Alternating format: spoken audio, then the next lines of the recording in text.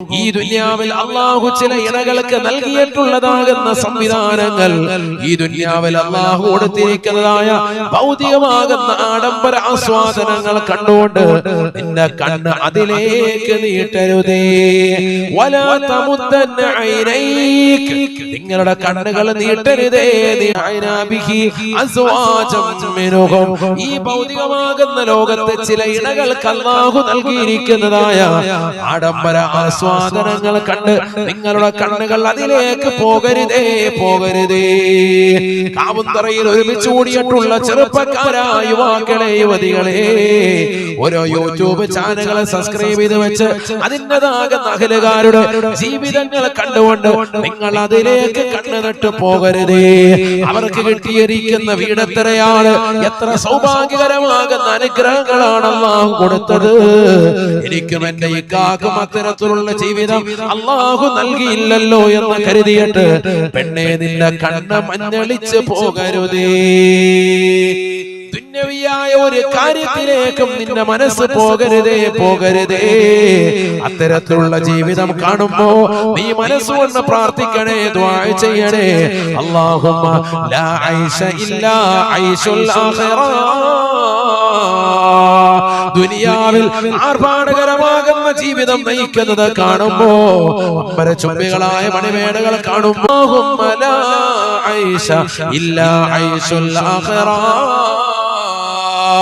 അല്ലാഹുവേ, പടച്ച റബ്ബേ, ആഖിറത്തിന്റെ ജീവിതമല്ലാതെ മറ്റൊരു ജീവിതമില്ല അല്ലാഹ്. യഥാർത്ഥ ജീവിതം ആഖിറമാണ്, ആഖിറമാണ്.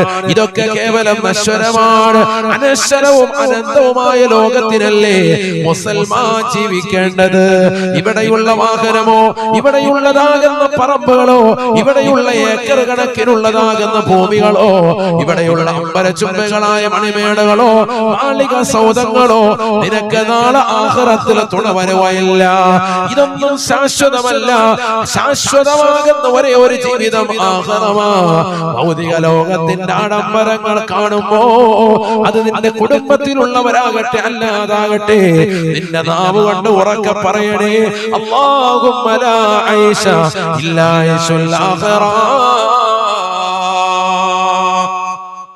അല്ലാഹുവിന്റെ റസൂൽ സല്ലല്ലാഹു അലൈഹി വസല്ലമ തങ്ങൾ പഠിപ്പിച്ചതാണ് ഈ ഒരു വാക്യം പറയണേ. അല്ലാഹുവേ, ആഖിറത്തിന്റെ ജീവിതമല്ലാതെ മറ്റൊരു ജീവിതമില്ല അല്ലാഹ്. യഥാർത്ഥ ജീവിതം ആഖിറമാണ്, ആഖിറമാണ്. എന്നും ശാശ്വതമുള്ളത്, ഏറ്റവും ശാശ്വതത്വമുള്ളതും ഖൈറായ ജീവിതവും ആ പരലോകമാണ്, പരലോകമാണ്. അത് മനസ്സിലാക്കി ജീവിക്കൽ മുഅ്മിനേ നിനക്ക് അനിവാര്യമാണ്, അനിവാര്യമാണ്. അതുകൊണ്ട് തന്നെ ഈ ദുനിയാവിൽ അല്ലാഹു മനോഹരമാകുന്ന വീട് ഒരാൾക്ക് കൊടുക്കുന്നത് കാണുമ്പോ, നല്ല സൗഭാഗ്യമുള്ളതാകുന്ന ജീവിതം ഒരു വ്യക്തിക്ക് അല്ലാഹു നൽകുന്നത് കാണുമ്പോ, നിന്റെ കണ്ണ് അതിലേക്ക് നീട്ടരുതേ. അത് കൊതിച്ചുകൊണ്ട് മുസ്ലിമേ, സഹോദരാ, സഹോദരി, നീ നിലകൊള്ളല്ലേ, നിലകൊള്ളല്ലേ.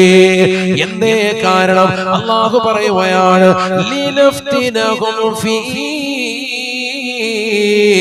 ലിനഫ്തിനഹും ഫീഹി.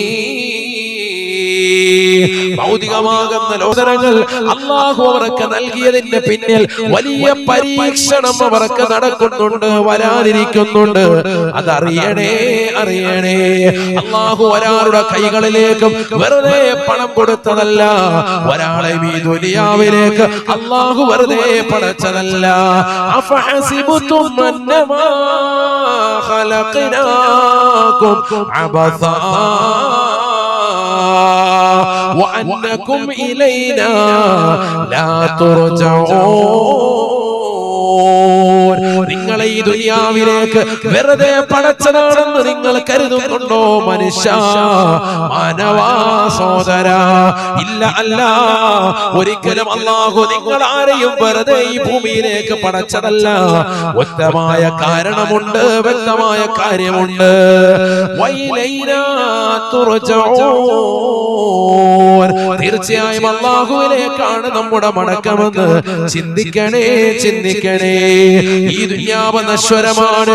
ഇവിടെ അല്ലാഹു നൽകുന്ന ജീവിതവും ഇവിടെ വരുന്നതാകുന്ന മരണവുമൊക്കെ അല്ലാഹു നൽകുന്ന പരീക്ഷണമാണ്, പരീക്ഷണമാണ്.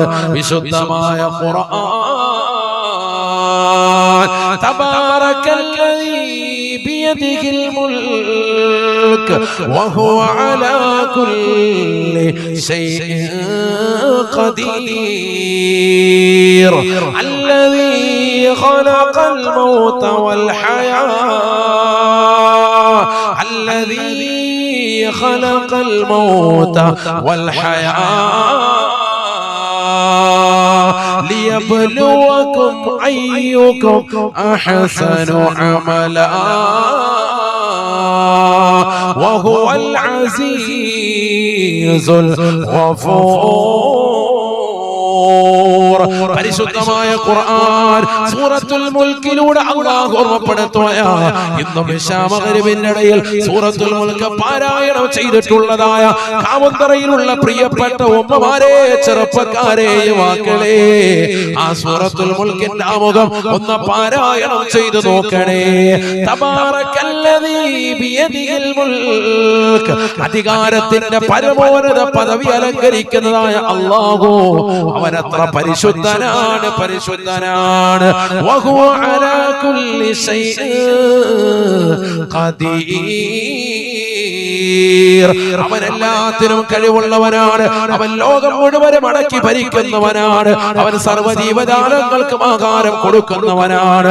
ആർത്തിരമ്പി വരുന്ന കടലിന്റെ അഗാധമാകുന്ന ഗർത്തത്തിലൂടെ ഊളിയിട്ട് നീതി തുടിക്കുന്നതായ ഭീമാകാരനായ തിമിംഗലം മുതൽ അതിസൂക്ഷ്മദർശിനികൾ കൊണ്ടുപോലും കാണാൻ സാധിക്കാത്ത അതിസൂക്ഷ്മങ്ങളായ അണുക്കളെ സൃഷ്ടിക്കുകയും അവകളെ സംരക്ഷിക്കുകയും അവകൾക്ക് വേണ്ട വിധത്തിൽ ആഹാരം കൊടുക്കുകയും ചെയ്യുന്നതായ ജഗന്നിയന്താവായ അല്ലാഹ്.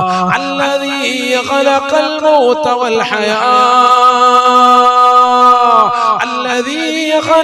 മൗത വൽ ഹയാ അവൻ ഈ ദുനിയവിയായ ജീവിതത്തെയും ശേഷം വരുന്ന മരണത്തെയും അല്ലാഹു പടച്ചത് ലിയബ്ലുവകും അയ്യുകും അഹ്സനു അമലാ. സമസ്തയുടെ കോർഡിനേഷൻ സംഘടിപ്പിച്ച മതവിജ്ഞാന വേദിയിൽ ഒരുമിച്ച് കൂടിയിട്ടുള്ള പ്രിയപ്പെട്ട മുഅ്മിനെ, മുഅ്മിനത്തെ അല്ലാഹു വെറുതെ പടച്ചതല്ല ഈ ദുനിയാവ്. അല്ലാഹു നമുക്ക് ഉമ്മയുടെ ഗർഭാശയത്തിൽ 4 മാസം പ്രായമെത്തിയ നിന്നിലേക്ക്, ഉമ്മയുടെ ഉദരത്തിൽ കിടക്കുന്ന നിന്നിലേക്ക് റൂഹിനെ ഊതിയത് വെറുതെ അല്ല. നിന്നെ ഈ ദുനിയാവിലേക്ക് ഉമ്മയുടെ ഗർഭാശയത്തിലൂടെ ഈ ബൃഹത്തായ ലോകത്തേക്ക് അല്ലാഹു പടച്ചത് വെറുതെയല്ല, വെറുതെയല്ല. الذي خلق الموت والحياة, മരണവും ജീവിതവും അല്ലാഹു നിനക്ക് സമ്മാനിച്ചിരിക്കുന്നത് ലിയബ്ലുവകും അയ്യുകും അഹ്സനു അമലാ. ഏറ്റവും നല്ല രീതിയിൽ റബ്ബിനെ ആരാധിക്കുന്നത് ആരാണ് എന്ന് പരീക്ഷിക്കാനാണ്, പരീക്ഷണമായിട്ടാണ് ഈ ദുനിയാവ് അല്ലാഹു സജ്ജീകരിച്ചിരിക്കുന്നതെന്ന് വിശുദ്ധമായ ഖുർആൻ. അതുകൊണ്ട് തന്നെ പണത്തിന്റെ പളവളപ്പിൽ വിരാജിക്കുന്നതായ ആളുകളെ കാണുമ്പോ വലാ തമുദ്ദന്ന ഐനൈക, നിന്റെ കണ്ണ് അതിലേക്ക് നീട്ടിപ്പോകരുതേ. കാരണം ലിനഫ്തിനഹും ഫീ, അവർക്ക് അല്ലാഹു പണം കൊടുത്തത്, അവർക്ക് അല്ലാഹു അധികാരം കൊടുത്തത്, അവർ പണത്തിന്റെ പളപളപ്പിൽ വിരാജിക്കുന്നത് എല്ലാം അല്ലാഹു അവർക്ക് നൽകിയ പരീക്ഷണമാണ്. വരിസുഖു റബ്ബിക ഖൈറു വഅബ്ഖാ, അല്ലാഹു നൽകുന്നതായ വിഭവങ്ങൾ, അല്ലാഹു നൽകുന്നതായ റിസ്ഖുകൾ ഏറ്റവും കരണീയമാണ്, ഏറ്റവും ശാശ്വതത്വമുള്ളതാണ്. അല്ലാഹു നൽകുന്ന വിഭവങ്ങളാണ് ഏറ്റവും നല്ലത്, ഏറ്റവും ശാശ്വതത്വമുള്ളത്. അല്ലാഹു പറയാ, അവർക്ക് കൊടുത്ത റിസ്ക്, അവർക്ക് വീട് കൊടുത്തു, കാറ് കൊടുത്തു. അയൽവാസിയാകുന്ന മനുഷ്യൻ അയാൾക്ക് വലിയ കാറ് വാങ്ങിച്ചു, ഒരു കാര്യമില്ല. അല്ലാഹു നിനക്ക് എന്തെങ്കിലും തരുന്നുണ്ടോ? അതാണ് ഏറ്റവും വലിയ ഖൈർ. അല്ലാഹു തരുന്നത് എങ്ങനെയാ? ഖുർആൻ പറയുന്നു, റബ്ബ് എന്തെങ്കിലും തരണമെങ്കിൽ, നിനക്ക് നല്ല വീട് വേണോ, നല്ല വാഹനം വേണോ, നിനക്ക് നല്ല ഭക്ഷണം വേണോ, ഒക്കെ റബ്ബ് തരാം. എന്ത് വേണം? ആ ഒരു കണ്ടീഷൻ അല്ലാഹു പറയാ, വഅമുർ അഹ്ലക ബിസ്സലാ വസ്തബിർ അലൈഹാ ലാ نسألك رزقا لا نسألك رزقا نحن نرزقك والعاقبة للتقوى. മറ്റൊരാൾക്ക് നൽകിയ അനുഭൂതികളും ആസ്വാദനങ്ങളും ഭൗതികതയും കണ്ടുകൊണ്ട് കണ്ണ് മഞ്ഞളിച്ചു പോകല്ലേ മനുഷ്യ. നിനക്ക് വേണ്ടത് ഒന്ന് മാത്രമാണ്. അല്ലാഹുവിലുള്ള അചഞ്ചലമായ വിശ്വാസത്തിൽ നിലകൊള്ളുന്ന മുഅ്മിനത്തെ നീ നിസ്കരിക്കുന്നവനാകണേ. നിന്റെ കുടുംബത്തെ കൊണ്ട് നമസ്കരിപ്പിക്കുന്നവനാകണേ. വേറൊന്നും അല്ലാഹു പറയുന്നില്ല. ശരിക്കും ശ്രദ്ധിക്കണം. വഅമുർ അഹ്ലക ബിസ്സലാത്ത്, നീ നിന്റെ കുടുംബത്തോട് നിസ്കാരം കൊണ്ട് കൽപ്പിക്കണേ. നിന്റെ ഭാര്യയോട് നിന്റെ മക്കളോട് നിസ്കാരം കൊണ്ട് കൽപ്പിക്കണേ. അല്ലാഹു തൗഫീഖ് നൽകട്ടെ. ശരിക്കും ശ്രദ്ധിക്കുക. നല്ലതുപോലെ ശ്രദ്ധിച്ചാൽ നല്ല ഇൽമു കിട്ടുന്ന ഒരു വാക്കാണ് ഈ പറയുന്നത്. കുടുംബത്തോട് നിസ്കാരം കൊണ്ട് കൽപ്പിക്കൽ. ഒരാൾ കൽപ്പിക്കണമെങ്കിൽ സ്വയമായി നിസ്കരിക്കണം, എന്തായാലും വേണം. അങ്ങനെയാണല്ലോ ഏത് കാര്യവും അങ്ങനെ തന്നെയാണ്. ഏത് നന്മ കൽപ്പിക്കുകയാണെങ്കിൽ സ്വന്തമായി ചെയ്യണമെന്നാണ്. അല്ലാഹു ചോദിക്കുന്നുണ്ട്, നിങ്ങൾ ഖുർആൻ ഓതിയിട്ട് നിങ്ങളുടെ ജീവിതം മറക്കുകയാണോ? നന്മ കൊണ്ട് കൽപ്പിച്ചിട്ട് നിങ്ങൾ അത് ചെയ്യാതിരിക്കുകയാണോ എന്ന് അല്ലാഹു ചോദിക്കുന്നു. അപ്പൊ നിസ്കാരം എന്തായാലും വാപ്പാക്ക് വേണം. അല്ലാഹു തൗഫീഖ് നൽകട്ടെ. വാപ്പ നിസ്കരിക്കുന്നതിനോടൊപ്പം മക്കളോട് കുടുംബത്തോട് നിസ്കാരം കൊണ്ട് കൽപ്പിക്കുകയും വേണം. അതിനാദ്യം അല്ലാഹു പറഞ്ഞത് വഅമുർ അഹ്ലക എന്നാണ്. അഹ്ല് എന്ന് പറഞ്ഞാൽ ആരാണ്? ഭാര്യ. അഹ്ല് ഇയാൽ എന്നാണ് പറയാ. ഇയാൽ എന്ന് പറഞ്ഞാൽ കുടുംബക്കാര്, മക്കള്, മരുമക്കള്, കൊച്ചുമക്കളൊക്കെ ഉൾപ്പെടും ഇയാൽ. അഹ്ലി എന്ന് പറഞ്ഞാൽ സ്വന്തം ഭാര്യയാണ്. വളരെ ശ്രദ്ധിക്കണം. മിക്ക ഭർത്താക്കന്മാരും ഭാര്യയോട് പറയാൻ മടിയാണ്. ഭാര്യയോട് പറയാറില്ല, നിസ്കരിച്ചോ എന്ന് ചോദിക്കാറില്ല. ഫസ്റ്റ് ആദ്യത്തെ ദിവസങ്ങളൊക്കെ ചോദിച്ചു, പിന്നെ അവരിങ്ങോട്ട് ചോദിച്ചോണ്ടിരിക്കുകയാണ്. പിന്നെ അങ്ങനെ അങ്ങോട്ട് നമ്മള് ഭാര്യയോട് എന്ത് ചെയ്യണം? അങ്ങോട്ട് ചോദിക്കണം, നിസ്കരിച്ചോ എന്ന് ചോദിക്കണം. അത് ചോദിക്കുക തന്നെ വേണം. അവരോട് കൽപ്പിക്കണം, നിസ്കാരം കൊണ്ട് നിസ്കരിക്കുക എന്ന് പറഞ്ഞ് കൽപ്പിക്കണം. നിസ്കരിക്കുന്നവരോടല്ല, നിസ്കരിക്കാതെ മടി കാണിച്ചു നിൽക്കുന്നവരോട്. എന്തിനാണ് ഖുർആൻ അത് പറഞ്ഞത്? മുഫസ്സിരീങ്ങൾ പറയുന്നു, അവരിൽ കൂടുതൽ ആളുകൾ മടിയുള്ളവരാകും. എപ്പോ? എല്ലാ മാസത്തിലും മാസമുറയുണ്ടവർക്ക്. ആർത്തവം പുറപ്പെടുന്ന, രക്തം പുറപ്പെടുന്ന ഒരു സമയമുണ്ട്. അത് 6 ദിവസം 7 ദിവസം വരെ ഉണ്ടാവാം. അങ്ങനെ നിലകൊള്ളുന്നതാകുന്ന സമയത്ത് നിസ്കാരം പരിപൂർണമായി ഒഴിവാക്കി നിൽക്കുന്ന സാഹചര്യമാണ്. നിസ്കരിക്കാൻ പാടില്ല. നിസ്കരിച്ചാൽ ശിക്ഷ കിട്ടുന്ന സമയമാണ്.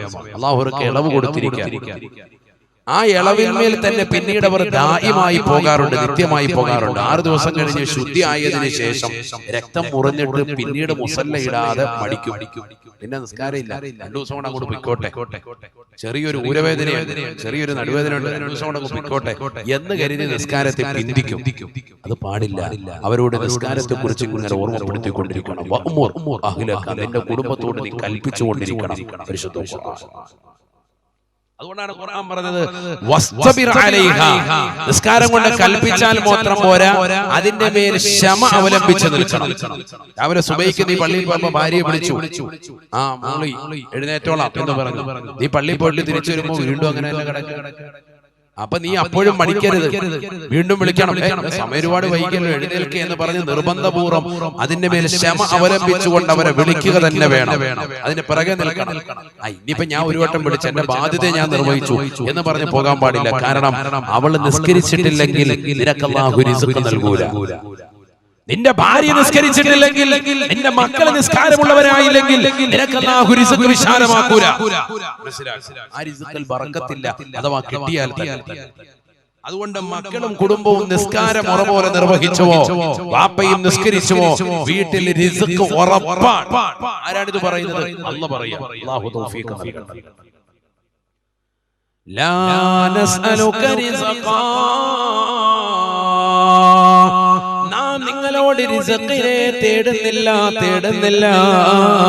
അല്ലാഹു പറയുകയാണ്, ദൈവമായ ഞാൻ ലാ നസ്അലുക റിസ്ഖാ, നിങ്ങളോട് ഞാൻ റിസ്ഖിനെ തേടുന്നില്ല. എനിക്കൊരു പാലും വേണ്ട, ഒരു തേനും വേണ്ട, എന്റെ മേൽ പാലഭിഷേകം നടത്തേണ്ടതില്ല, ഒന്നും എനിക്ക് നൽകേണ്ടതില്ല, ഒരു ഭക്ഷണമോ ഒരു പദാർത്ഥമോ എനിക്ക് ആവശ്യമില്ല. നാമാണ് നിങ്ങൾക്ക് റിസ്ഖ് നൽകുന്നത്, നിങ്ങളുടെ കാര്യം മുഴുവനും നാം ഏറ്റെടുക്കുന്നതാണ്. നാം നിങ്ങൾക്ക് റിസ്ഖ് നൽകാം, നിങ്ങൾ എനിക്കൊന്നും തരേണ്ടതില്ല, ഞാൻ നിങ്ങൾക്ക് റിസ്ഖ് തരാം. എന്ത് ചെയ്താൽ മതി? 5 വഖത്ത് നിസ്കാരം നിങ്ങൾ നിർവഹിക്കുകയും കുടുംബത്തോട് നിസ്കരിപ്പിക്കുകയും. നമ്മളൊക്കെ നിസ്കരിക്കും, ശരി തന്നെയാണ്. പക്ഷെ മക്കളെ കൊണ്ട് നിസ്കരിപ്പിക്കുന്ന വിഷയത്തിൽ, ഭാര്യയെ കൊണ്ട് നിസ്കരിപ്പിക്കുന്ന വിഷയത്തിൽ പുറകോട്ടാണ്. ആരും ആ വിഷയത്തിൽ പൂർണ്ണമായി ചോദിക്കുന്നില്ല എന്നുള്ളത് ഇന്നത്തെ കാലത്തെ വസ്തുതയാണ്. പണ്ട് കാലത്ത് അങ്ങനെയല്ല. ഇപ്പൊ ഈ സദസ്സിലിരിക്കുന്ന 40 വയസ്സിന് മുകളിലോട്ടുള്ള ആളുകളോടൊക്കെ വാപ്പായൊക്കെ ചെറുപ്പത്തിൽ ഉമ്മായി ചോദിക്കും, നിസ്കരിച്ചില്ല ഭക്ഷണം പോലും തരൂരായിരുന്നു. ഉറപ്പല്ലേ? അങ്ങനെ തന്നെയാണ്. നിസ്കരിച്ചിട്ട് മതി, കഴിച്ചാൽ മതി എന്ന് പറയുന്നത്. അവർക്ക് അത് കഴിഞ്ഞിട്ടേ സ്നേഹമുള്ളൂ. അള്ളാഹുവിന് കൊടുക്കാനുള്ളത് കൊടുത്തിട്ട് വന്നാൽ മതി മോനെ, എന്നിട്ട് നിസ്കാരം ഭക്ഷണം വിളമ്പുള്ളത് ഉമ്മായും ബാപ്പായും പറയും. അപ്പൊ നേരെ തിരിച്ചാൽ കുഴിമന്തി വെച്ചു കൊടുത്തിരിക്കുക, മാന്താൻ സമയമായാലും കുഴപ്പമില്ല, ഇത് കഴിച്ചിട്ട് അള്ളാഹു നമ്മളെ സാലിഹീങ്ങൾ ചേർക്കും. അതുകൊണ്ട് അതിൻ്റെതായ ഭവിഷ്യത്ത് നമ്മളിലുണ്ടായി, മക്കളിലുണ്ടായി. മക്കൾ സാലിഹീങ്ങളാകുന്നില്ല, മക്കൾ വഴിപിഴച്ചു പോകുന്നവരായി മാറി. ഒക്കെ നിങ്ങൾ ഒരു പെണ്ണ് രാവിലെ കുളിച്ചു, ഉദാഹരണം പറയാണ്, ശരിക്കും ശ്രദ്ധിക്കണം. അശുദ്ധിയുള്ള ഒരു പെണ്ണ് തന്നെ അശുദ്ധിയിൽ നിന്ന് ശുദ്ധിയാകുന്ന കുളിയല്ല, അല്ലാതെ സാധാരണ ഡെയിലി നടക്കുന്ന റൊട്ടീനായിട്ട് ഒരു കുളിയുണ്ടല്ലോ, അതങ്ങ് നടത്തി കഴിഞ്ഞ് കയറി വന്നപ്പോഴത്തേക്കുമാണ് ഒരു 10 മിനിറ്റ് കഴിഞ്ഞപ്പോഴത്തേക്കും രക്തം മുറിഞ്ഞു, ശുദ്ധിയായാൽ ഇനി അവൾക്ക് ഒരു കുളി കൂടി നിർബന്ധമുണ്ട്. ഉണ്ടോ ഇല്ലയോ? വാജിബായ ഒരു കുളി കൂടി ഉണ്ട്. ആ പെണ്ണപ്പം മനസ്സിലെന്ത് കരുതും? മിക്ക സഹോദരിമാരും എന്തായാലും തണുപ്പത്ത് പോയി കുളിച്ചിട്ടും കൂടെ വന്നോളൂ, ഇനിയിപ്പോ എന്തായാലും ശുദ്ധിയാകും, നാളെ നിസ്കാരത്തെ പിന്തിക്കും. ഇത് അധിക വീടുകളിൽ നടക്കുന്ന ഒരു വിഷയമാണ്. മനസ്സിലായില്ലേ? കാരണം ഇപ്പൊ കുളിച്ചിട്ടും കൂടെ വന്നതോളൂ, ഇനി രണ്ടാമതൊരു കുളി പാസ്സാക്കാൻ പറ്റൂല. കോട്ടെ എന്തായാലും നാളെയാണ്. അപ്പൊ അവളുടെ നിസ്കാരങ്ങൾ എത്ര വഖത്താണ് പോയത് ചിന്തിക്കണം. മാത്രമല്ല, ഒരു പെണ്ണ് പോയി കുളിച്ചെന്ന് വിചാരിക്കുക, ളുഹർ കഴിഞ്ഞ അസറിന്റെ തൊട്ട് മുമ്പാണ് ഈ സംഭവം നടക്കുന്നത്. ഒരു 10 മിനിറ്റ് മുമ്പായിട്ട് അവൾക്ക് രക്തം മുറിഞ്ഞു എങ്കിൽ അവൾ വേഗം പോയി കുളിച്ചിട്ട് വന്ന് നിസ്കരിക്കേണ്ടത് ളുഹറാണ് ആദ്യം നിസ്കരിക്കേണ്ടത്. അത് ഖളാ വിട്ടു. ഈ കുളിച്ചുകൊണ്ട് വന്നപ്പോഴത്തേക്കും അസർ ബാങ്ക് വിളിച്ചാൽ അസർ അല്ല നിന്റെ മേൽ നിർബന്ധം. ഏതാ നിർബന്ധമായത്? ളുഹർ നിർബന്ധമുണ്ട്. ഷാഫി മദ്ഹബിലെ ആധികാരിക ഗ്രന്ഥങ്ങളിൽ ഉലമാക്കളെ രേഖപ്പെടുത്താൻ എത്ര സഹോദരിമാർ ശ്രദ്ധിക്കണം. ഇത് എത്ര പുരുഷന്മാർക്ക് അറിയാം? ഞാൻ ഈ പറഞ്ഞ മസല എത്ര പുരുഷന്മാർക്ക് അറിയാം? നമ്മൾ 80 വയസ്സായി ഇതുവരെയും മസല പഠിച്ചിട്ട്. അതാ ഞാൻ പറഞ്ഞത്, വഅ്മുർ അഹ്ലക, നിന്റെ കുടുംബത്തോട് നീ കൽപ്പിക്കണമെന്ന് പറഞ്ഞതിൽ ഒരുപാട് പാഠമുണ്ട്. ആദ്യം നമ്മൾ ഈ മസല നല്ലതുപോലെ പഠിക്കണം. അല്ലാഹു തൗഫീഖ് നസീബാക്കി. അപ്പോഴേ അറിയാവുള്ളൂ നമ്മുടെ ഭാര്യയുടേതാകുന്ന മാസത്തിലുള്ള മാസമുറ അത് എത്ര നാളാണ്, എത്ര ദിവസങ്ങളാണ്, കറക്റ്റ് ആയിട്ട് അറിയണം. ഒരു ഭർത്താവ് ഭാര്യയുടെ അറിയണം, നാട്ടുകാരുടെ മൊത്തം അറിയാനല്ല. ഒരു ഭർത്താവ് അവന്റെ ഭാര്യയുടെ അറിയണം. അപ്പൊ കറക്റ്റ് ആയിട്ട് നിനക്ക് അവരോട് ഓർമ്മപ്പെടുത്താൻ പറ്റും. കാരണം 6 ദിവസം തുടരെ ചെയ്തുകൊണ്ടിരുന്ന ഒരു അമല് 6 ദിവസം തുടരെ മുടങ്ങുമ്പോൾ പൈശാചികത കൂടും, സ്വാഭാവികമായിട്ടും മടി വരും. സ്വാഭാവികമാണ്, മനുഷ്യത്വമാണ്. അശുദ്ധിയുടെ ഒരു ഘട്ടം കൂടിയാകുമ്പോൾ അവർക്ക് സ്വാഭാവികമായിട്ട് നിസ്കാരത്തോട് വിമുഖത, താല്പര്യക്കുറവ് ഉണ്ടാവും. പിശാച് വല്ലാതെ പിടിക്കും അവരെ. അശുദ്ധിയുടേതാകുന്ന സമയം കൂടിയാണല്ലോ. അതുകൊണ്ട് ആ സമയത്ത് അവർ നിസ്കരിക്കാൻ താല്പര്യപ്പെടൂല. 2 വഖത്തങ്ങ് പോട്ടെ എന്ന് കരുതും. ആ 2 വഖത്തേനും ഹിസാബ് നാളെയുണ്ട്. മനസ്സിലാക്കണം. അല്ലാഹു നമ്മളെ കാക്കുമാറാവട്ടെ. രക്തം വന്നാൽ അശുദ്ധിയാണ്, നിസ്കരിക്കേണ്ടതില്ല. രക്തം മുറിഞ്ഞാൽ ഏത് വഖത്തിനാണോ രക്തം മുറിഞ്ഞത് ആ വഖത്ത് കൂടി നമസ്കരിക്കണം. അതിന് തൊട്ടുമുമ്പുള്ള ആ വഖത്ത് കൂടി നിസ്കരിച്ചേ പറ്റൂ എന്നർത്ഥം. അതാണ് ശാഫി മദ്ഹബിലെ നിർബന്ധമായ മസല. നമ്മളെ ആരും ഇത് ശ്രദ്ധിക്കാറില്ല. പലപ്പോഴും അറിയാമെങ്കിൽ പോലും സഹോദരിമാരത് ഗൗനിക്കാറില്ല. വലിയ അപകടമാണ്. അല്ലാഹു നമ്മളെ കാക്കുമാറാവട്ടെ. അപ്പൊ എത്രത്തോളം നിസ്കാരം നിർബന്ധമാണ് എന്ന് നമ്മൾ മനസ്സിലാക്കണം. ഒരു വഖത്ത് പോലും ഒഴിയാൻ പാടില്ല. ശുദ്ധി ഉണ്ടോ നിസ്കരിച്ചു വയ്ക്കണം. വളരെ ശ്രദ്ധിക്കണം. അതുകൊണ്ടാകാം ഖുർആൻ അത്രത്തോളം കുടുംബത്തോട് കൽപ്പിക്കണമെന്ന് പറയാൻ കാരണം. അല്ലെങ്കിൽ നീ നിന്റെ കുടുംബം നിസ്കരിച്ചാൽ മതി എന്ന് പറഞ്ഞാൽ മതി. പക്ഷെ അള്ളാഹു കൽപ്പിക്കണമെന്ന് പറഞ്ഞതിന്റെ സാരമത മടി കാണിക്കാൻ ചാൻസ് കൂടുതലാണ്. ഇന്ന് നോക്ക്, നിങ്ങൾ വൈകുന്നേരമാകുമ്പോൾ ടറഫുകളുടെ സമയം എപ്പോഴാണ്? എത്ര മണിക്കാ ടറഫ്? എല്ലാം മഗ്രിബ് ബാങ്ക് വിളിക്കുമ്പോൾ. മഗ്രിബ് നിസ്കരിച്ചതിന് ശേഷമല്ല, മഗ്രിബിന് മുമ്പായിട്ട് തന്നെ മക്കളൊക്കെ പോയി ടറഫിൽ പോയി കയറി. എല്ലാരും പോയി എത്തിക്കാഫ് അതിനകത്ത്. പിന്നെ ഫുട്ബോൾ കളിയായിട്ട് നിൽക്കാൻ, അല്ലെങ്കിൽ ക്രിക്കറ്റ് കളിയായിട്ട് നിൽക്കാൻ എത്ര നേരമായിരിക്കും? രാത്രി മുഴുവൻ ഒരു 10 മിനിറ്റ് പള്ളിക്കകത്ത് എത്തിക്കാഫിരിക്കാൻ പറഞ്ഞ ആരെങ്കിലും ഇരിക്കലുണ്ടോ? സുന്നികളായ നമുക്ക് തന്നെ നേരമുണ്ടോ? നിസ്കാരം കഴിഞ്ഞ സുബ്ഹാനല്ലാഹ് അൽഹംദുലില്ലാഹ് അല്ലാഹു അക്ബർ ഒരു ദിക്റിനും നമ്മൾ മഹാത്മ്യം കൽപ്പിക്കാത്തൊരു ലോകത്തേക്ക് നമ്മൾ പോയില്ലേ? നമ്മളൊരു ദിക്റിനുമില്ല, നമ്മളൊരു ഔറാദിനുമില്ല. നമ്മൾ വേഗം ചാടി ഇറങ്ങിയിട്ട് ഓടുകയാണ്. എങ്ങോട്ടാ ഓടുന്നത്? പന്ത് കളി കാണാൻ, അല്ലെങ്കിൽ പന്ത് കളിക്കാൻ. അവിടെ മണിക്കൂറുകൾ സുബഹി വരെ പന്ത് കളിക്കാൻ. ആ മക്കളോട് കൽപ്പിക്കണം, മോനെ നിസ്കരിക്കാൻ പറയാം. 5 വഖത്ത് അവ്വൽ വഖത്തിൽ നിസ്കരിച്ചാൽ അന്നം തരുന്ന അള്ളാഹു പറയുന്നു, അന്നം മുട്ടാതെ നിന്നെ കൊണ്ടുപോകും. അള്ളാഹു തൗഫീഖ് നൽകട്ടെ. റിസ്ക് വിശാലമാകും, ഉറപ്പാണ്. അത് ചെയ്തു നോക്ക് നമ്മൾ. എന്തായാലും അള്ളാഹു പറഞ്ഞത് ശരിയാണോ എന്നറിയാൻ ഇന്ന് മുതലൊന്ന് നിയ്യത്ത് ചെയ്തിട്ട് ഇൻഷാ അല്ലാഹ് ഈ പരിശുദ്ധ റമദാനിന് മുന്നോടിയായി റജബ് മാസത്തിലാണ് നിസ്കാരം ഇറങ്ങിയത്.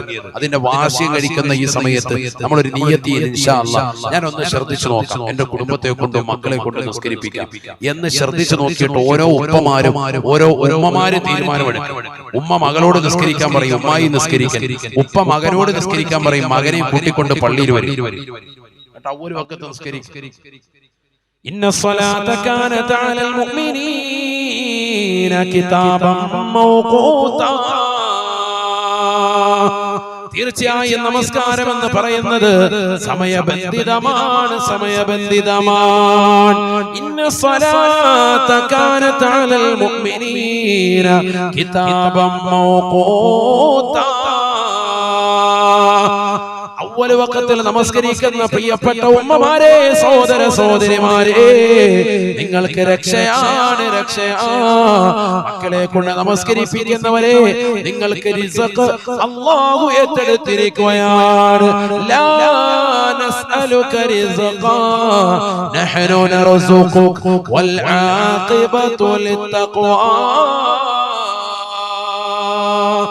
അല്ലാഹുവിനെ ഭയന്ന് തഖ്വ വെച്ച് ജീവിക്കുന്നവർക്കാണ് അന്തിമ വിജയമെന്നും വിശുദ്ധമായ ഖുർആൻ. പടച്ചറബിനെ ഭയന്നുകൊണ്ട് അവ്വൽ വഖത്തിൽ നമസ്കാരങ്ങൾ നിർവഹിച്ചുകൊണ്ട് നിലകൊള്ളുന്നവരെ നിങ്ങൾ തഖ്വയുടെ വക്താക്കളാണ്. ഇന്ന് എത്ര ആളുകൾക്ക് ആ നിസ്കാരങ്ങൾ മുടങ്ങുന്നത്? നഊദു ബില്ലാഹ്, അല്ലാഹു നമ്മളെ കാക്കുമാറാവട്ടെ. നിസ്കാരം മുടങ്ങുന്നതെന്ന് പറഞ്ഞാൽ നിസാരവൽക്കരിക്കാൻ. ചില ആളുകൾ പറയാറുണ്ട്, ഉസ്താദ് ഞങ്ങളൊക്കെ നിസ്കാരക്കാരാണ്. എടാ, നിസ്കാരം എന്ന് പറയുന്നത് അവ്വൽ വഖത്തിൽ നിസ്കരിച്ചെങ്കിൽ മാത്രമേ അത് നിസ്കാരമായി പരിഗണിക്കൂ. നീ തോന്നും പോലെ നിസ്കരിച്ചാലൊന്നും നിസ്കാരമല്ല. 3 കൂട്ടരുടെ നിസ്കാരം അല്ലാഹു സ്വീകരിക്കില്ല. നബി മുഹമ്മദ് മുസ്തഫ ശരിക്കും മനസ്സിലാക്കണം. 3 കൂട്ടർ. അതിൽ ഒന്ന് നബി സല്ലല്ലാഹു അലൈഹി വസല്ലം അടിവരയിട്ട് അടയാളപ്പെടുത്തിയതാണ്, ഒരു മനുഷ്യൻ അവൻ നമസ്കാരത്തെ എപ്പോഴും പിന്തിച്ചേ നിസ്കരിക്കുള്ളൂ. നിസ്കരിക്കും, പക്ഷെ എല്ലായ്പ്പോഴും നിസ്കാരം പിന്തിക്കും. അങ്ങനത്തെ ഒരുത്തൻ, അവന്റെ നിസ്കാരം അല്ലാഹു വേണ്ട, അല്ലാഹു സ്വീകരിക്കില്ല എന്ന് നബി മുഹമ്മദ് മുസ്തഫ. ഒരുപാട് ആളുകളുണ്ട് അങ്ങനെ. സുബഹി നിസ്കാരം മിക്ക ആളുകളും വൈകിക്കും. കാരണം അലാറം വെക്കുന്നതിന് അവന്റെ സൗകര്യത്തിന് 2 മണി വരെ സിനിമയും സീരിയലും കണ്ടിരിക്കും. ഏതെല്ലാം പടങ്ങൾ ഇറങ്ങിയിട്ടുണ്ടോ, നെറ്റ്ഫ്ലിക്സിൽ വന്നതുണ്ടോ, ഹോട്ട്സ്റ്റാർ വന്നതുണ്ടോ, ഒക്കെ ഇരുന്ന് എത്തിക്കാപ്പ് വെച്ച് കാണുക. മൊബൈലിൽ, ഇൻസ്റ്റഗ്രാമിൽ, ഫേസ്ബുക്കിൽ ഇങ്ങനെ കറങ്ങി നിലകൊള്ളു സുബൈ വരെ.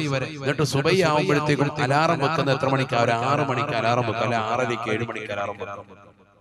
എഴുന്നേറ്റിട്ട് ചിലര് നിസ്കരിക്കും, ചിലര് ളുഹറിന് മുമ്പ് നിസ്കരിക്കും. ചില ആളുകൾ അങ്ങനെയുണ്ട്. പള്ളി വന്നിട്ട് ജുമായിക്കാണെങ്കിലും, ഇപ്പൊ നാളെ നോക്കിക്കോണം പള്ളിയിൽ ജുമായിക്ക് ഇമാം ഇവരുടെ ഹുത്ബ ഓതിക്കൊണ്ടിരിക്കുമ്പോ ഫ്രണ്ടി വന്നിട്ട് 2 കൈ ഊട്ടിയിട്ട് ഒരു ബോധവും ഇല്ല, നാണോ ഇല്ല. അങ്ങനത്തെ ചില കുനൂത്ത് ഓതിക്കൊണ്ടിരിക്കും. അല്ലാഹു മലക്കാക്കുമാറാവട്ടെ. നിസ്കരിക്കുന്നുണ്ടെന്ന് നാട്ടുകാരെ അറിയിച്ചതാണ്.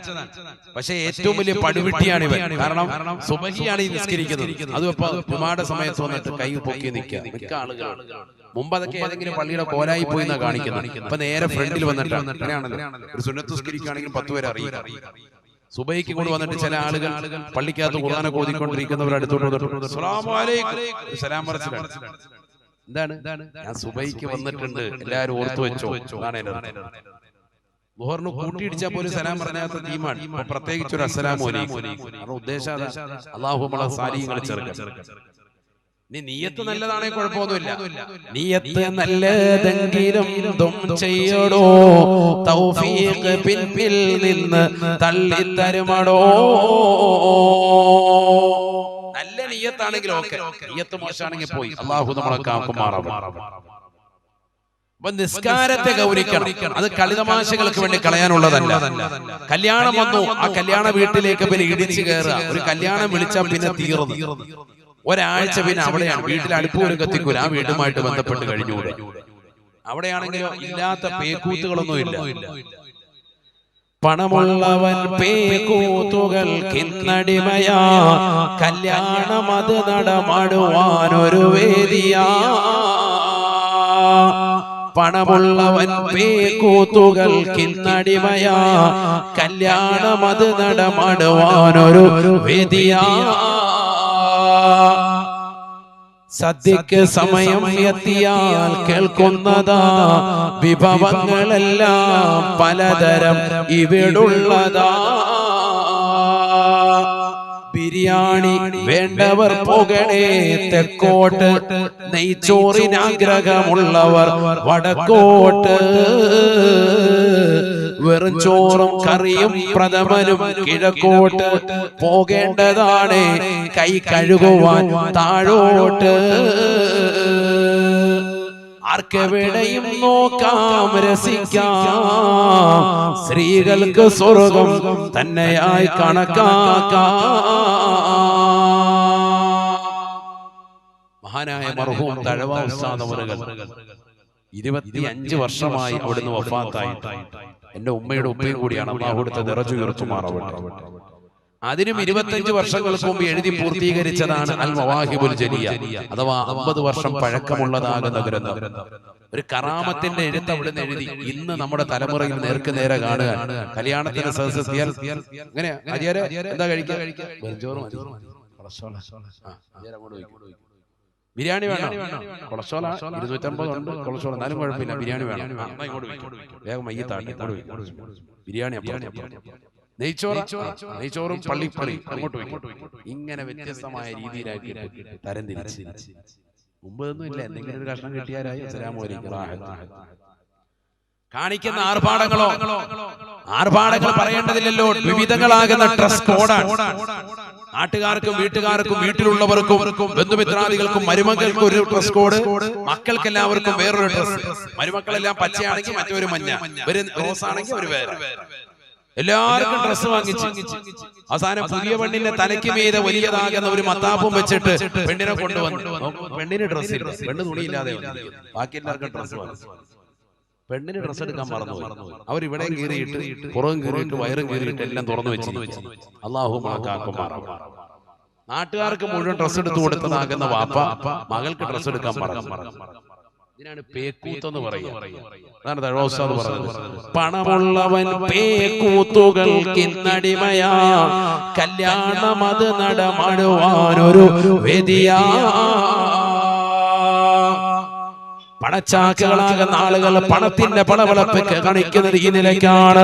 സ്വന്തം മക്കളുടെ കല്യാണം കടന്നു വരാൻ കാത്തിരിക്കുകയാണ്. ആർഭാട കല്യാണങ്ങൾ ഇന്ന് നാട്ടിൽ മുഴുവനും സുലഭമല്ലേ? എത്രയെത്ര ആർഭാട കല്യാണങ്ങളാണ് ഈ സമൂഹത്തിന് നാശമായി വന്നിട്ടുള്ളത്. സമസ്തയുടെ സമുന്നതരാകുന്ന ആലിമീങ്ങൾ ഉറക്കെ പ്രഖ്യാപനം നടത്തിയതല്ലേ, പാടില്ലാത്തരത്തിലുള്ളതാകുന്ന നീചമാകുന്ന പ്രവർത്തനത്തിലേക്ക് നിങ്ങൾ പോകരുതേ.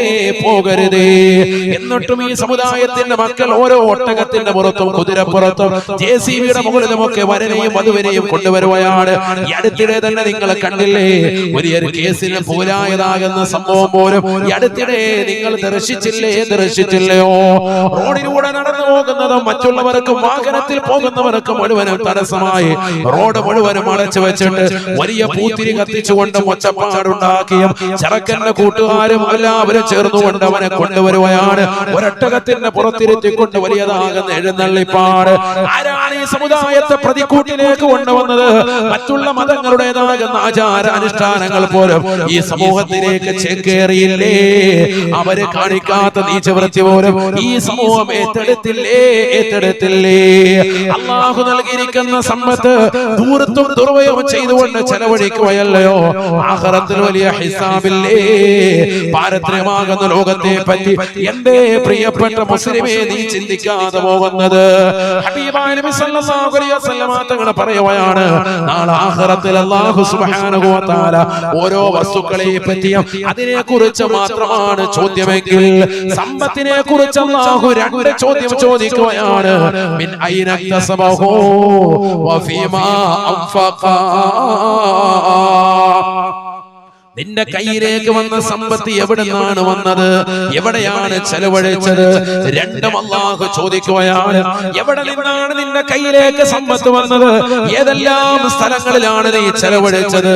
പടച്ചറപ്പിന്റെ മുന്നിൽ കൈകെട്ടി നിന്നുകൊണ്ട് നീ കണക്ക് പറയേണ്ട ഒരു രംഗം പ്രിയപ്പെട്ട മുസ്ലിമേ, മുസ്ലിമത്തെ നീ ചിന്തിക്കണേ. എന്റെ മക്കളുടെ കല്യാണം ഞാൻ ആർഭാടമായിട്ട് തന്നെ നടത്തുമെന്ന് വലിയ കോരത്തിൽ പറയുന്നതാകുന്ന മുസ്ലിമേ, എത്രയോ പാവപ്പെട്ട പെൺകുട്ടികൾ ഈ കൊച്ചു കേരളത്തിലുണ്ട്, നമ്മുടെ നാടുകളിലുണ്ട്. പാവപ്പെട്ടതാകുന്ന സഹോദരിമാര് സ്ത്രീധനം എന്ന മഹാത്മ്യത്തിന്റെ പേരിൽ കണ്ണീര് കുടിച്ചുകൊണ്ട് 30, 35, 40 വയസ്സെത്തിയതാകുന്ന സഹോദരിമാരില്ലേ? മനസ്സ് വിങ്ങുകയല്ലേ? ഒരു ചെറുപ്പക്കാരനുമായിട്ടുള്ള നല്ല ഒരു ജീവിതം കിട്ടാതെ മാനസികമായി പ്രയാസപ്പെടുന്ന എത്രയോ കുടുംബങ്ങളുണ്ട്. അയൽവാസികളും നാട്ടുകാരും സ്വന്തം കൂട്ടുകാരികൾ വരെ ഇത്തരത്തിലുള്ളതാകുന്ന ആർഭാടകരമാകുന്ന ജീവിതം നയിക്കുമ്പോ എനിക്കൊരു നല്ല ഒരു ജീവിതം കിട്ടാനില്ലാതെ പ്രയാസപ്പെടുകയാണെന്ന് പറഞ്ഞ് എത്രയോ സഹോദരിമാരാണ്, എത്രയോ സഹോദരിമാരാണ് സങ്കടപ്പെടുന്നത്. എത്രയോ ഉപ്പമാരാണ് പ്രയാസപ്പെടുന്നത്. എന്തിനാണ് സഹോദര സഹോദരി ഈ പണത്തിൻ്റെതാകുന്ന അഹങ്കാരം നീ എന്തിനാണ് ഈ കാണിക്കുന്നത്? അല്ലാഹു ഖുർആനിലൂടെ പറയുകയാണ്, വലാ തുബദ്ദിറ തബ്ദീറാ ولا تبذر تبذيرا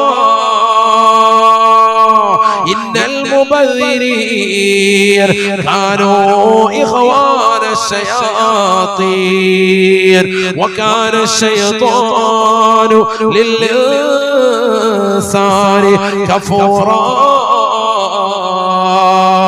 നിങ്ങൾ ദൂർത്തും ദുർവ്യയവും ചെയ്യരുതേ. വലാ തുബദ്ദിറ തബ്ദീറാ. സമ്പത്ത് കൊണ്ടുവന്ന ഹറാമായ മേഖലകളിലേക്കാകട്ടെ ഹലാലായ മേഖലകളിലേക്കാകട്ടെ ഹറാമായ നിലയിൽ നിങ്ങൾ ചെലവഴിക്കരുതേ. അത് പാടില്ലാത്തതാണ്, തൂർത്ത് പാടില്ലാത്തതാണ്. ഇന്നൽ മുബദ്ദിരീന കാനൂ ഇഖ്വാന ശയാതീൻ.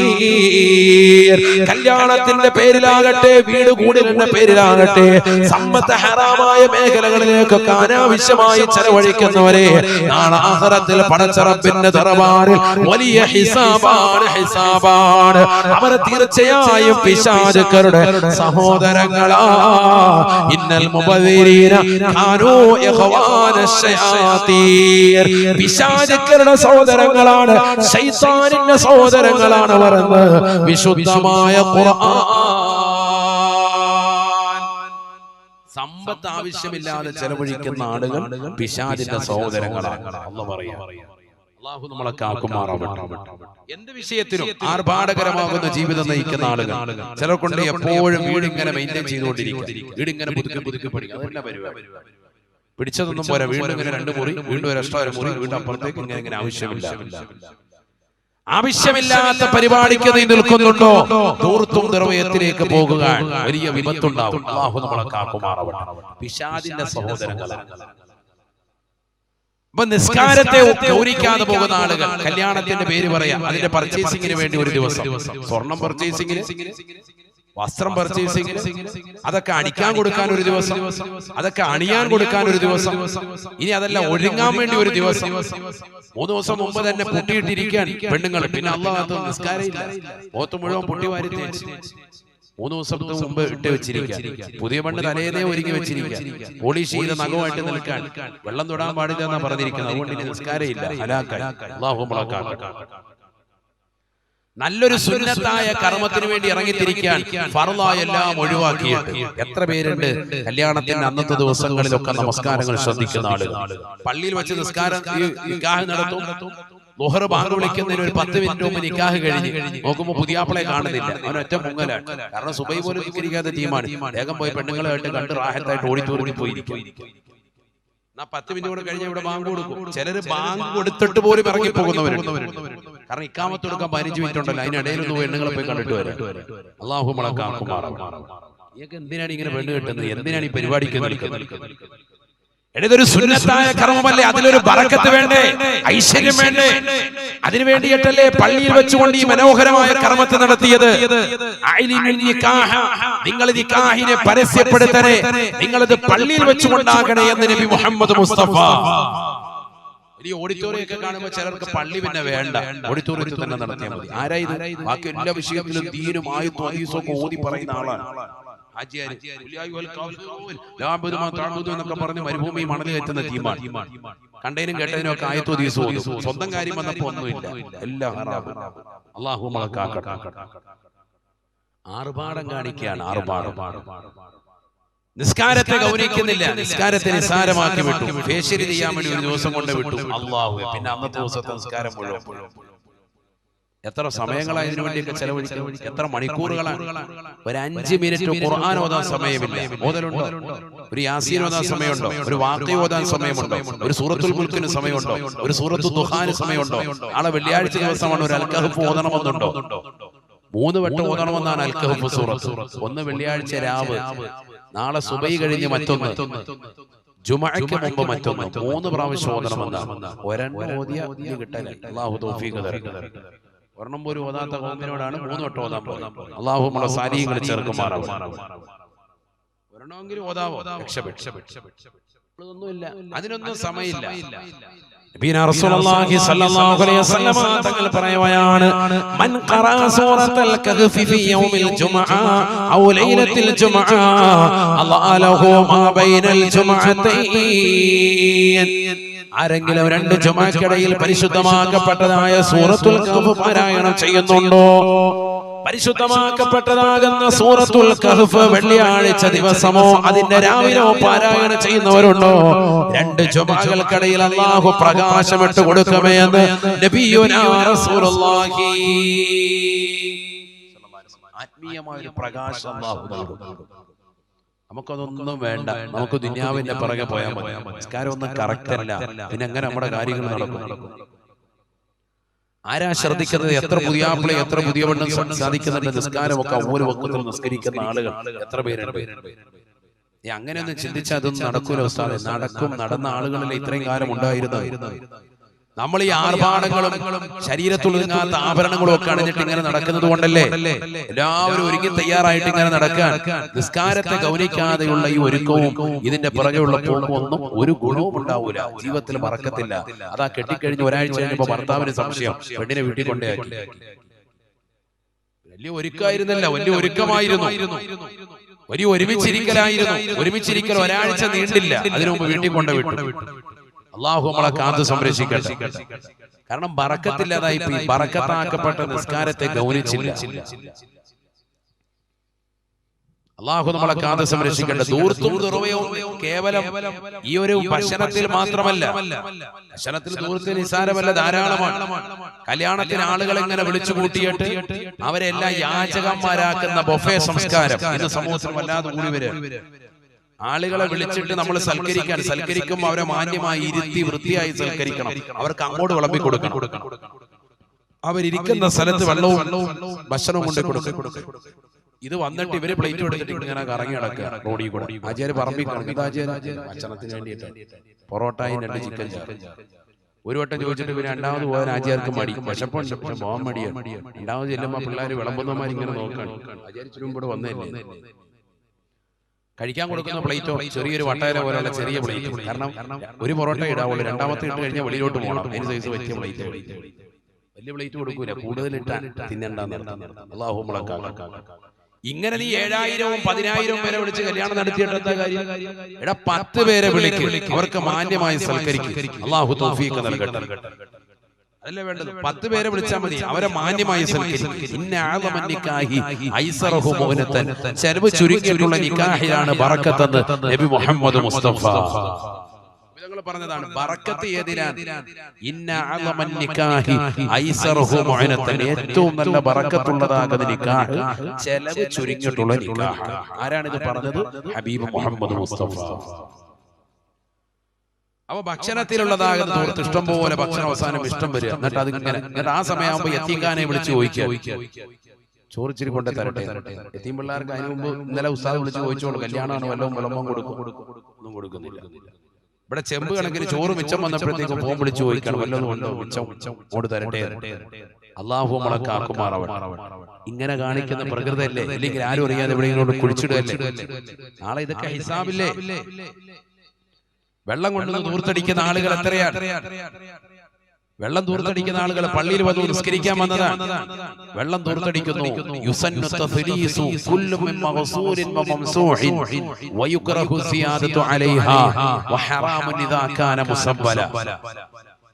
തടവപ്പെടുന്നതും കഴുകപ്പെടുന്നതുമായ അവയവങ്ങൾ 3 പ്രാവശ്യം വീതം ചെയ്യൽ സുന്നത്താണ്. ശരിക്കും ശ്രദ്ധിക്കണേ, ഞാൻ ദീർഘിപ്പിക്കുന്നില്ല.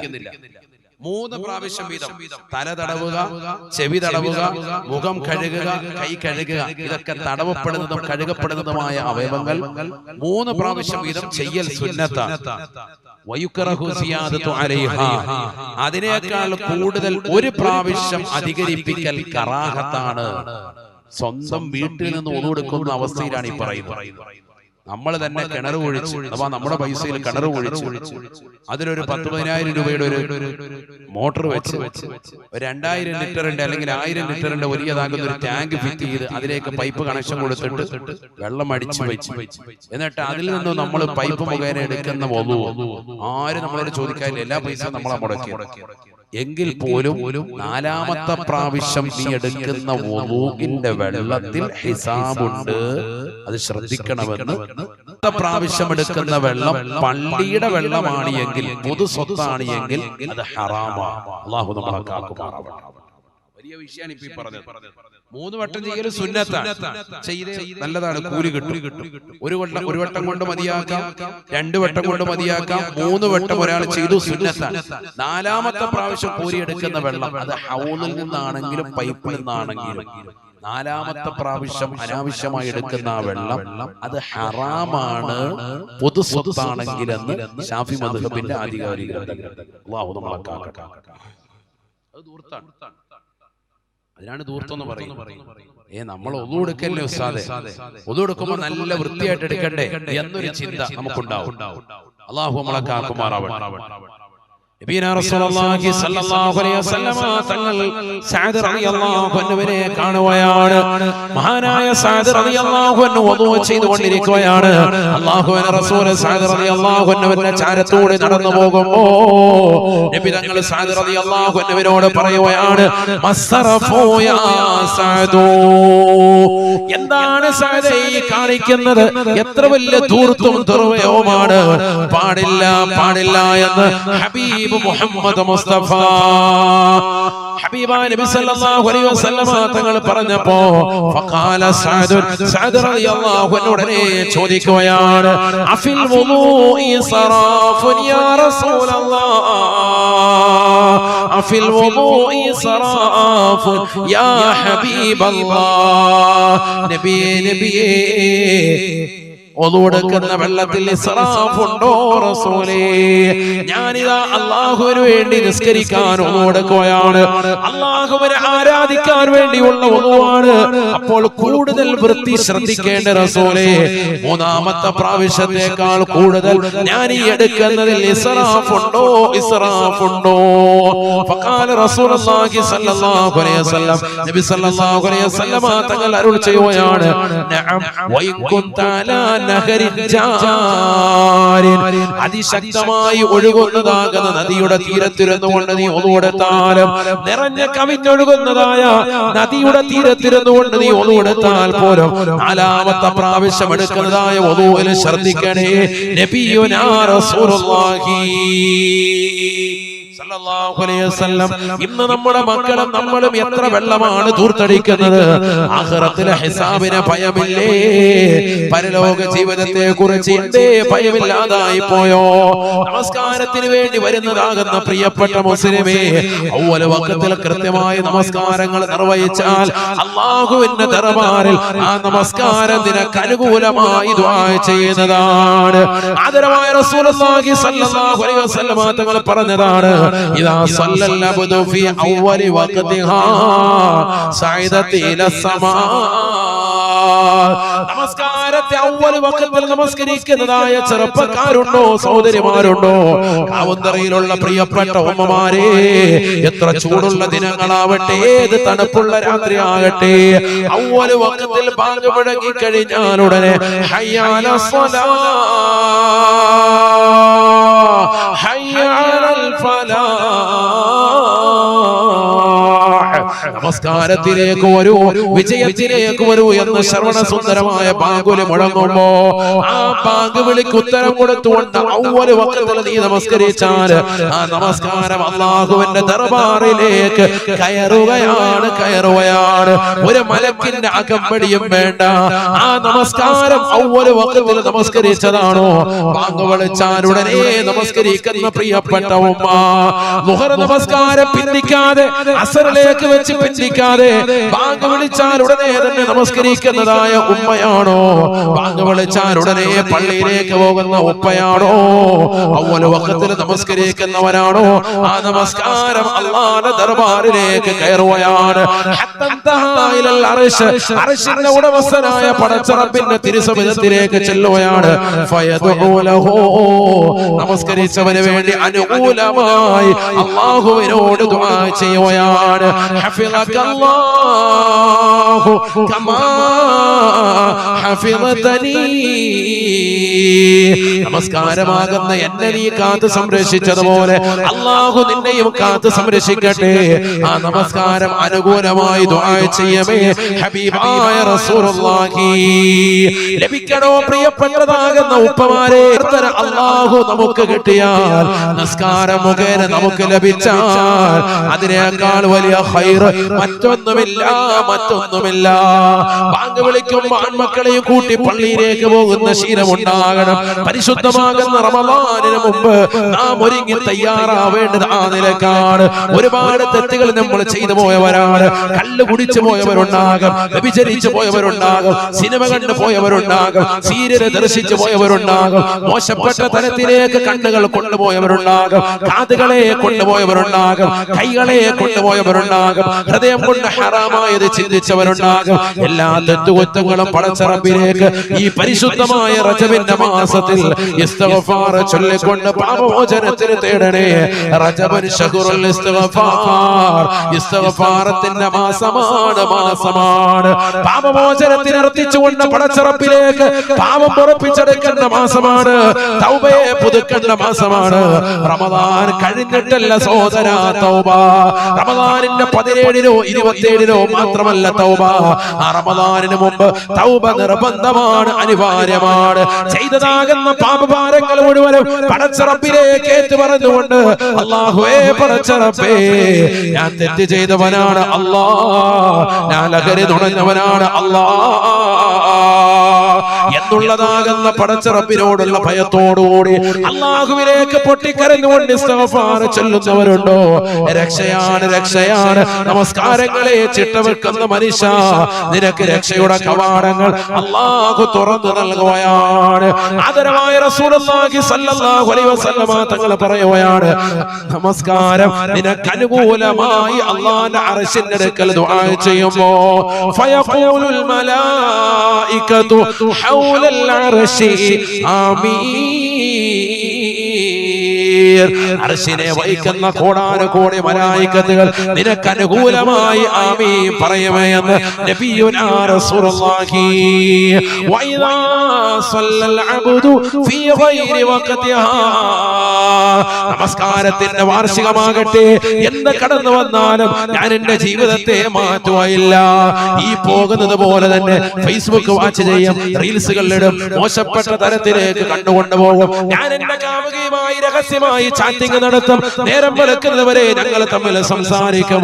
ഞങ്ങളുടെ കണ്ണുകൾ കൊണ്ട് മോശപ്പെട്ട ചേഷ്ടകൾ കാണിക്കും. ഞങ്ങൾ കാതുകൾ കൊണ്ട് ഹറാമായത് കേൾക്കും. ഞങ്ങൾ സിനിമാ പാട്ടുകൾ കേട്ടുകൊണ്ട് നിലകൊള്ളും. ഞങ്ങൾ ഖുർആനോദാ തുനിയോയില്ല. ഞങ്ങൾ ദിക്ർ ചൊല്ലാൻ കടന്നു വരുന്നില്ല. ഞങ്ങൾ നമസ്കാരങ്ങളെ ചിട്ടവെക്കുന്നില്ല. ഒരു പാപഭാരങ്ങളും അല്ലാഹുവിലേക്ക് ഏറ്റു പറയുന്നില്ല.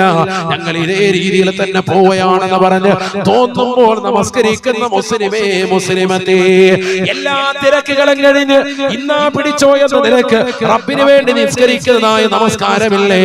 അല്ലാഹുവിന്റെ റസൂല് പറയുകയാണ്, ആ നമസ്കാരം ഒന്നാം ആകാശത്തിന്റെ മുകളിലേക്ക് കയറാൻ സാധിക്കില്ല. വഅലൈഹാ ളുൽമാ വഅലൈഹാ ളുൽമാ. ആ നമസ്കാരം ഇരുൾ മുത്തിയതായ നമസ്കാരമാണ്. അവന്റെ നമസ്കാരത്തെ മലക്കുകൾ ഇതാ ഭൂമിയിലേക്ക് തിരിച്ചുവിടുകയാണ്. ആ നമസ്കാരം അല്ലാഹുവിന്റെ ദർബാറിലേക്ക് കടക്കുന്നില്ല. ഇരുൾ മുറ്റപ്പെട്ട നമസ്കാരമാ. യുലഫു കമാ യുലഫു സൗബുൽ ഖലിഫോ. പഴയ തുണി ചുരുട്ടുന്നത് പോലെ അവന്റെ നമസ്കാരത്തെ ചുരുട്ടിയിട്ട് മലക്കുകൾ ഭൂമിയിലേക്ക് തന്നെ തിരിച്ചുവിടുകയാണ്. ആ നമസ്കാരം നിസ്കരിച്ചവന്റെ ഇടത് ഭാഗത്ത് വന്ന് അവനെതിരായി ദുആ ചെയ്യുകയാണ്. നിന്റെ നമസ്കാരം, പ്രിയപ്പെട്ട മുസ്ലിമേ മുസ്ലിമത്തേ, നിങ്ങളുടെ നമസ്കാരം നിങ്ങൾക്കെതിരായി ദുആ ചെയ്യുന്നതായ ഘട്ടം വന്നാൽ അത് നഷ്ടമാണ്, നഷ്ടമാ. ആദരവായ നബി മുഹമ്മദ് മുസ്തഫ നിസ്കരിക്കുന്ന നമസ്കാരം സമയത്തല്ലാതെ തോന്നുമ്പോൾ നമസ്കരിക്കുന്നവരില്ലേ? മഗ്രിബ് നമസ്കാരത്തിലേക്ക് അസ്റിനെ ചേർത്ത് വെക്കുന്നവരില്ലേ? ളുഹർ നമസ്കാരം എല്ലാ ദിവസവും അസ്ർ ബാങ്ക് വിളിക്കുന്നതിന് മുമ്പ് നമസ്കരിക്കുന്ന സഹോദരിമാരില്ലേ? പാടില്ല, പാടില്ല. എത്ര കച്ചവടക്കാരാണ് ളുഹറും അസ്റും മഗ്രിബും ഇശാവും കൂടി ഒരുമിച്ച് ജംആക്കി നമസ്കരിക്കുന്ന ആളുകളില്ലേ? ആ നമസ്കാരം കൊണ്ട് യാതൊരു ഫലവുമില്ല. സ്ഥിരമായി നമസ്കരിച്ചാൽ ആ നമസ്കാരം അല്ലാഹു കബൂലാക്കുകയുമില്ല. അല്ലാഹുവിന്റെ റസൂല് പറയുകയാണ്, ആ നമസ്കാരത്തെ അവന് എതിരായി സാക്ഷി പറയുകയാണ്. ലയ്യഅക്കല്ലാഹു കമാ ലയ്യഅതനീ. നമസ്കാരമാകുന്ന എന്നെ നീ പാഴാക്കി കളഞ്ഞതുപോലെ അല്ലാഹു നിന്നെയും പാഴാക്കട്ടെ. നിന്റെ ജീവിതത്തിൽ ബറക്കത്തില്ലാതിരിക്കട്ടെ. നമസ്കാരം നിനക്കെതിരായി ദുആ ചെയ്യുമ്പോ ഫയഖൂലുൽ മലായികതു, ഈ ദുനിയാവിൽ ഒരുമിച്ച് കൂടിയിട്ടുള്ള കോടാനു കോടി മലക്കുകൾ ആമീൻ പറയുകയാണ്. ആമീൻ,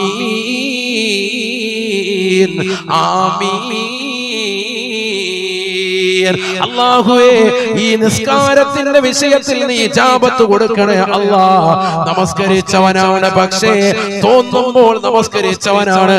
അവന് എതിരായി നമസ്കാരം ദുആ ചെയ്യുമ്പോ ഭൂമിയിലുള്ള മലക്കുകൾ മുഴുവനും എതിരായി ആമീൻ പറയുമേ എന്ന് നബിയുനാ റസൂലുള്ളാഹി.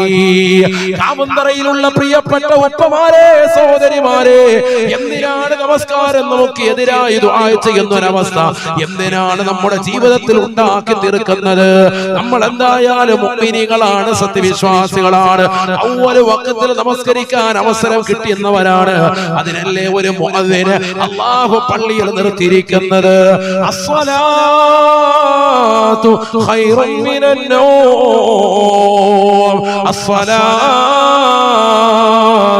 ഖൈറുൻ മിനൻ നൗം.